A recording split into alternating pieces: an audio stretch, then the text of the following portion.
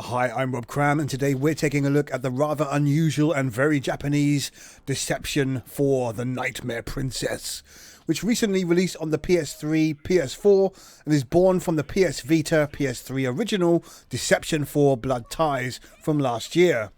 In this revised package, you get the original Blood Ties story, which features the enigmatic Lagrina and her witches plotting to free their father, the devil himself, by way of collecting 12 holy verses from the courageous but hapless victims of their mischievous traps.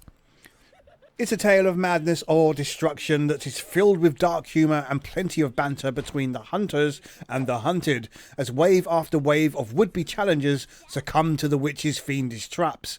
There's also some 100 missions to play through, which adds more challenge into the mix. The additional mode as part of the Nightmare Princess package is an all-new quest featuring the character Velgary, the Nightmare Princess, who has 100 stages of her own to beat, which are served up on a quest line with various routes for progression. There's some additional dialogue here as well, which unfolds her story and adds quite a number of hours to the overall package. Each mission has particular requirements to be passed before moving on to the next, and with a bit of replay, there's options to unlock more traps and abilities to further her cause. Aside from the story element, there's also a bevy of new customization modes where enemies can be created from parts gained in the quest mode. With created characters, players can then place them in any of the stages and create their own scenes. There's also options to upload and share created scenes with the wider community, should you feel your challenges are worth the attention. So on to the actual gameplay, which remains the same premise pretty much across all modes.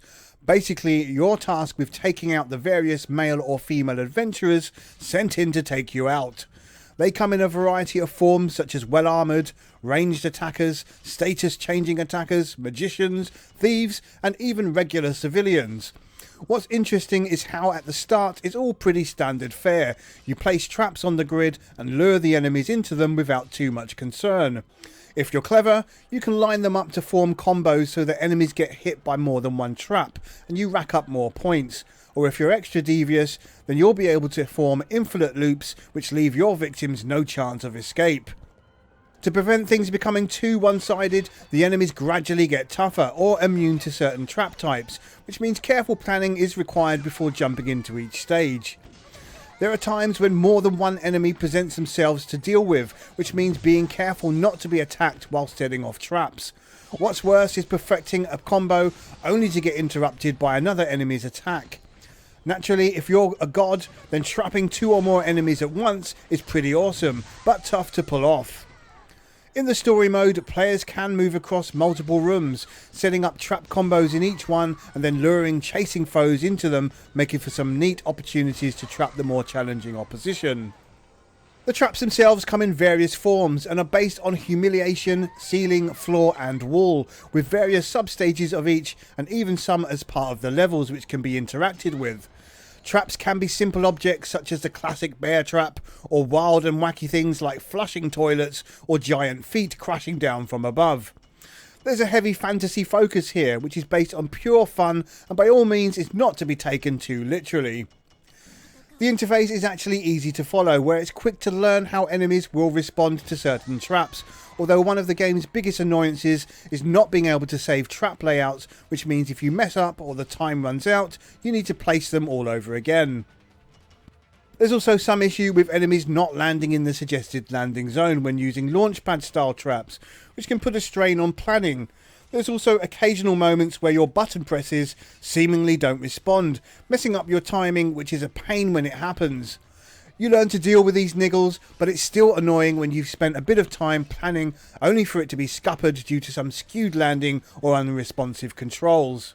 Ultimately though, it's pure fun messing with your victims, and even removing their armour, revealing sexy underwear as an added incentive for devious behaviour. This is one sadistic and sexually aware game, although it's not just restricted to the girls in their undies and the compromising positions you put them in, the guys get it in equal measure as well. It's quite unlike any other game, and one that really stands out from the regular Western game design we see regurgitated time and time again. In terms of looks, the interface is well presented on the front end, but the in-game visuals show their last gen roots when playing on the PS4. That said, the game runs smoothly throughout, although the reality is there's little to tax the hardware.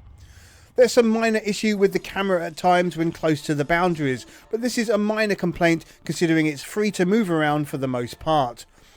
Audio comes in at a high standard with some pleasant tunes to play alongside, although the voiceover work is in Japanese with English subtitles, which is authentic but could have been localised for English speaking audiences. The sound effects, most notably the screams of the victims, are excellent, and for some strange reason never get old.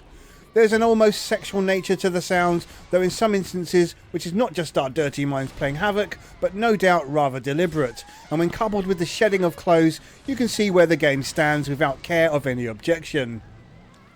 The original story mode takes quite a number of hours to best across its 12 stages, with some multi-tiered levels can take up to and beyond an hour depending on if you restart or not, with the additional 100 missions as well, and there's quite a bit to do. When you throw in the new 100 extra quests and the Deception Studio editor, and you've got even more bang for your buck. There are well over 100 traps to use, and whilst it's possible to master a few and still be successful, the real aim is to experiment with lots of different traps and then master them all or pick favourites. In fact, the quest mode often forces you to experiment a little, which acts as a great learning tool as some of the later missions are as tough as nails. So in all, with leaderboards, personal stats and unlockable characters and outfits, there's plenty bang for your buck, even if the core game becomes a little samey after so many hours. Deception 4 The Nightmare Princess is a weird and wonderful game to grace a PS4 as something completely different to the tried and trusted formula of games we see year in, year out. It's not a game that's going to appeal to trigger-happy gamers or those who lack patience, but anyone who likes to exercise the grey matter a little will find a real sense of joy when plans come together and trap combos inflict the most damage on the tougher foes. In this regard, it's decisively rewarding in all the right places, even in light of the few annoyances mentioned. There's a crafty game here that reeks of a dark and sexy undertone, what with the sexualised squeals from the ladies and the upskirt or obtuse camera angles. It simply doesn't pull any punches here, that the player is in control and is the ultimate meanie. It's very much worth checking out for puzzle strategy fans. Everyone else will no doubt see a very Japanese game here that's perhaps too weird to be of interest, which sadly means you'll be missing out on something entirely original and fun to boot. Having invested well over 100 hours, this is one of the most unusual games you're likely to play this year, but it's gratifyingly well worth it and one of our favourites. Deception 4 Nightmare Princess scores 9 out of 10. I'm Rob Cram, thanks for watching.